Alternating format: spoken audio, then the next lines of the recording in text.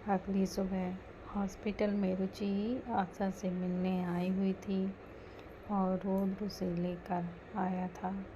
रुचि आशा की बगल पर बैठी हुई थी और आशा का फेस इस वक्त काफ़ी मासूम सा नजर आ रहा था। उसके फेस को देखकर ऐसा लग रहा था जैसे उसे पता नहीं कितना दर्द हो रहा हो, वो कितनी ज़्यादा दुखी है अपने बच्चे को खोने से।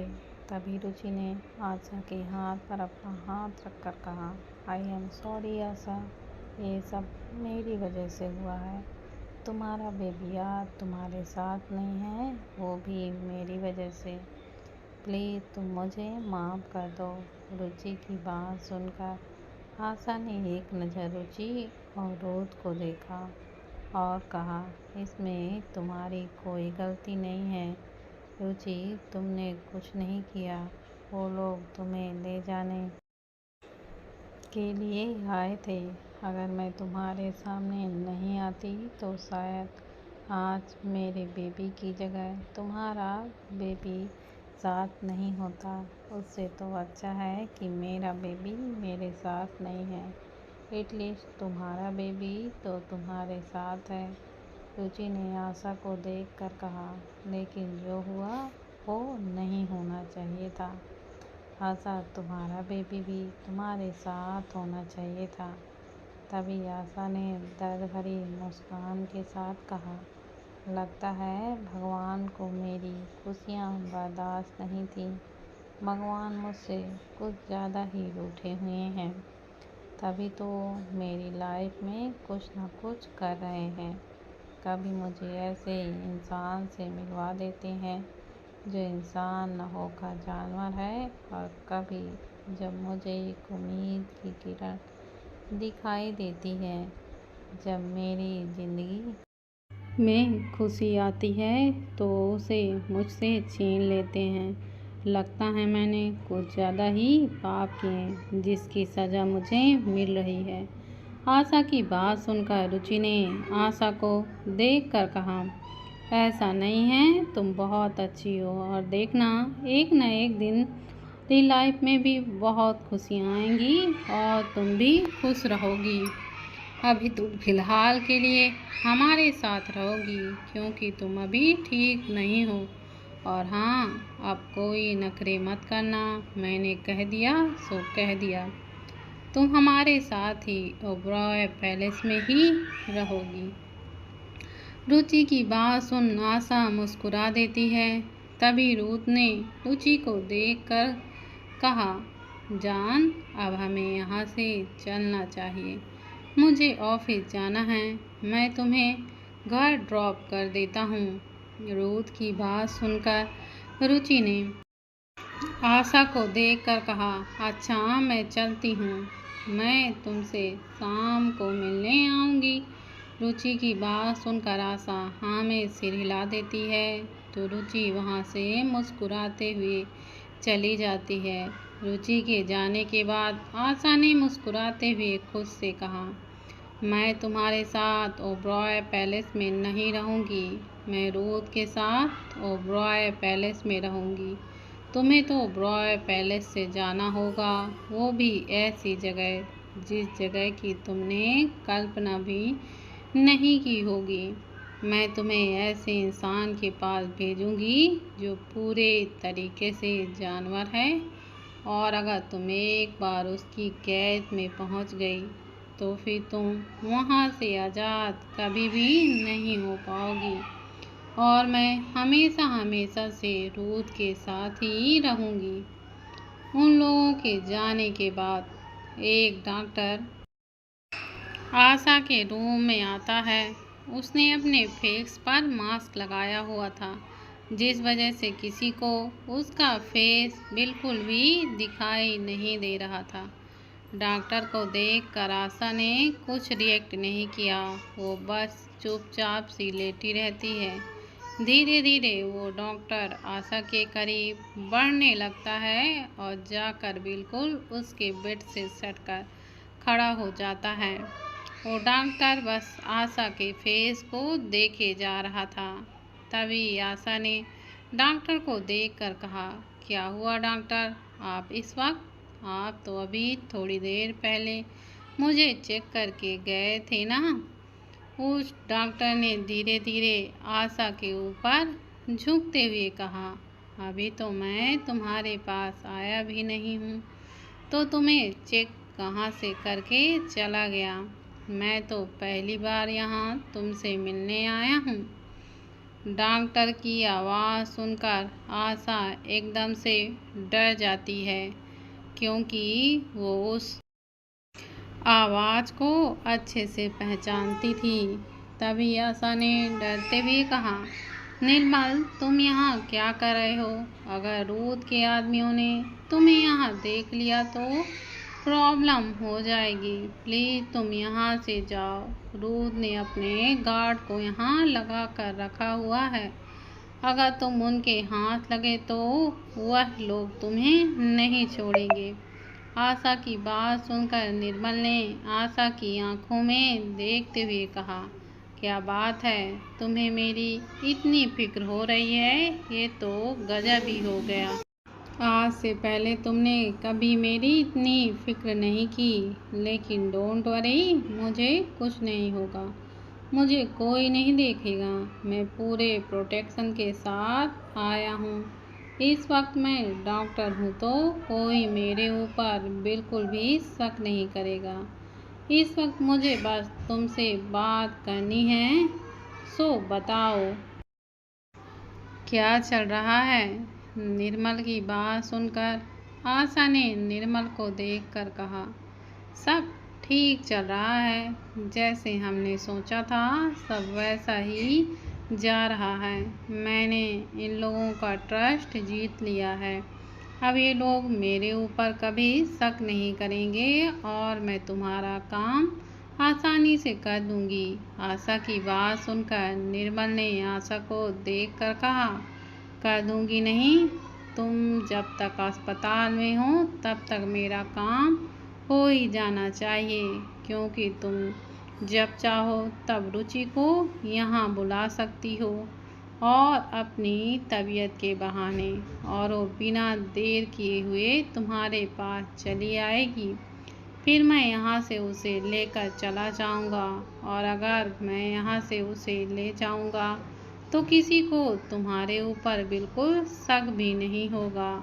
सो तुम रुचि को कल कॉल करके यहाँ बुला लेना बस। निर्मल की बात सुनकर आशा की आंखें हैरानी से बड़ी हो जाती हैं। आशा ने हैरान होते हुए कहा, तुम पागल हो? रूद रुचि को बिल्कुल भी अकेले नहीं छोड़ता। वो अकेले नहीं आएगी। रूद भी उसके साथ आएगा, तो तुम उसे कैसे लेके जाओगे? और अगर गलती से भी तुम रूद के हाथ लगे तो रुचि तो छोड़ो, तुम खुद को नहीं बचा पाओगे। रुचि को तो ले जाना तो दूर, तुम्हारी जिंदगी तुमसे छीन जाएगा। आशा की बात सुनकर निर्मल ने आशा की आंखों में देखकर कहा, उसकी फिक्र करने की तुम्हें बिल्कुल ज़रूरत नहीं है। तुम्हें तुमसे जितना कहा जा रहा है तुम्हें उतना ही करना है। ज़्यादा अपना दिमाग लगाओगी तो तुम्हारा दिमाग फट जाएगा। इसलिए तुम्हें जो इंस्ट्रक्शन मिल रहे हैं उन्हें फॉलो करो और मेरा काम करो। अगर रुचि मेरे साथ गई तो तुम मेरी कैद से हमेशा के लिए आज़ाद, वरना मैं तुम्हें जब चाहे तब तुम्हें इस दुनिया से आज़ाद कर सकता हूँ। वैसे आज़ाद करना तुम्हारे लिए कम होगा। मैं तुम्हें अपने साथ लेकर जाऊँगा और तुम्हारे साथ मैं मज़े करूँगा और तुम्हें दिन रात मैं तड़पाऊँगा। तब तुम्हें समझ में आएगा कि मेरी बात ना मानने का नतीजा क्या होता है।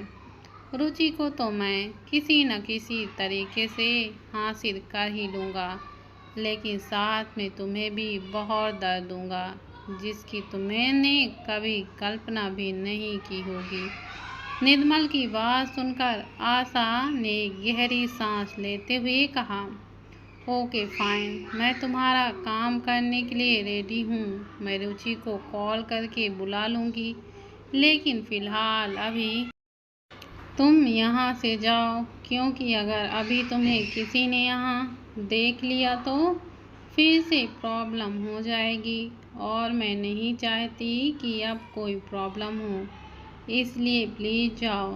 आशा की बात सुनकर निर्मल ने कहा, हाँ जा रहा हूँ, लेकिन मेरी ये बात याद रखना, अगर तुमने मेरी बात याद नहीं रखी तो कल फिर आऊँगा मेरी जान। फ़िलहाल तुम आराम करो, क्योंकि इस वक्त तुम्हें आराम की सख्त से सख्त ज़रूरत है, और अपना दिमाग चलाओ कि रुचि को यहाँ कैसे बुलाओगी। बस इतना ही दिमाग चलाना, रुचि को बुलाने तक। बाकी का दिमाग चलाने की तुम्हें ज़रूरत नहीं है, बाकी का काम मैं खुद कर लूँगा। निर्मल की बात सुनकर आशा ने कुछ भी नहीं कहा। वहीं निर्मल आशा के गालों को थपथपाकर उसके वार्ड से बाहर निकल जाता है, और वहीं रूथ के गार्ड बाहर ही खड़े हुए थे, लेकिन किसी ने निर्मल पर शक नहीं किया था, क्योंकि वह एक डॉक्टर की यूनिफॉर्म में था। निर्मल वहां से दूसरे वार्ड में जाकर कपड़े चेंज करके हॉस्पिटल से बाहर निकल जाता है। वहीं रूथ रुचि को घर छोड़कर ऑफिस के लिए निकल गया था।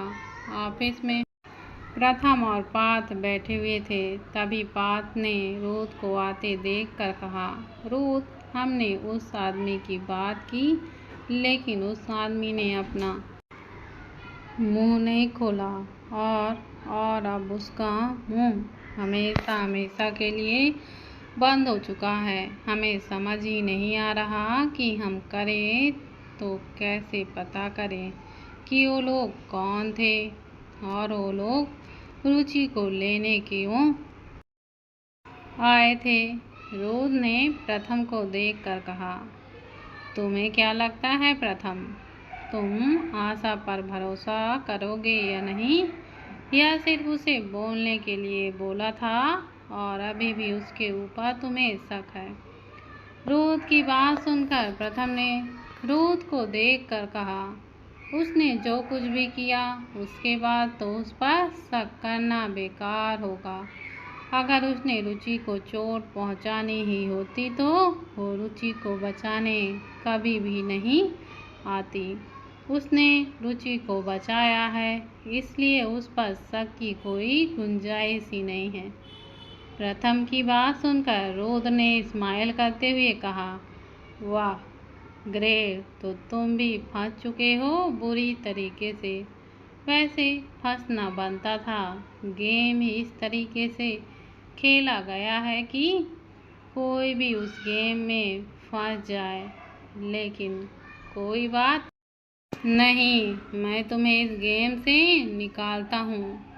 चलो मैं तुम्हें एक कहानी सुनाता हूँ, अच्छे से सुनना और समझना। रूथ की बात सुनकर पार्थ और प्रथम रूथ को हैरानी से देखने लगते हैं। तभी रूथ ने पार्थ और प्रथम को देखकर कहा, इतना हैरान होने की ज़रूरत बिल्कुल नहीं है, मैं तो बस तुम लोगों को सच बता रहा हूँ, तो अब सुनो। भले ये नहीं पता कि वो आदमी कौन थे, लेकिन ऐसा भी तो हो सकता है कि वो आदमी आशा के ही हों और उसने ही ये सब करवाया हो। उसे हमारा ट्रस्ट चाहिए था, तो उसने रुचि को बचाकर हमारा ट्रस्ट जीत लिया है, और हम उस पर आंखें बंद करके भरोसा करने लगे हैं, क्योंकि अब हमें लगेगा कि अगर उसे रुचि को नुकसान पहुंचाना ही होता तो उसे बचाती ही क्यों।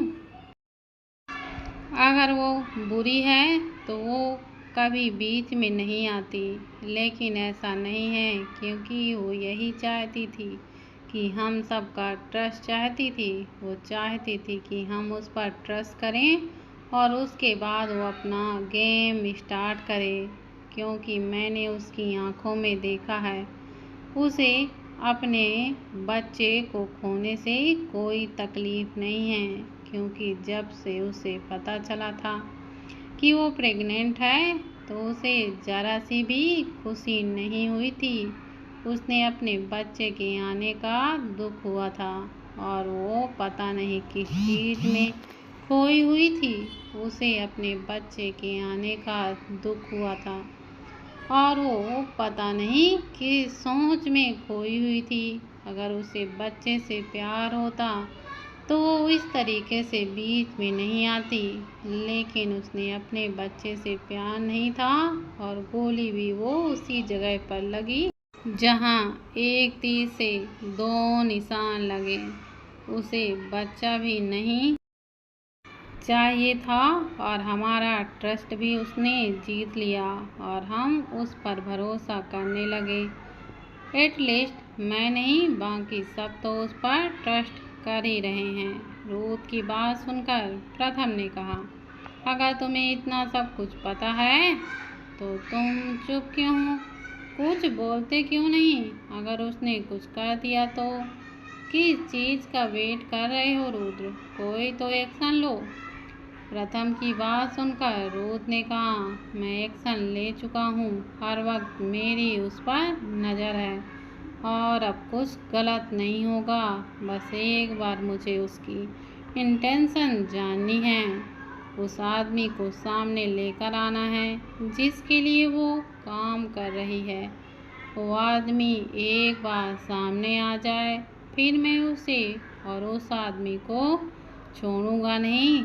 तब तक के लिए मुझे ऐसा दिखाना पड़ेगा जैसे मुझे उस पर पूरा का पूरा भरोसा है और तुम लोगों को भी कोई उससे बदतमीजी से बात नहीं करेगा। अगर उसे ज़रा भी शक हुआ तो प्रॉब्लम हो सकती है।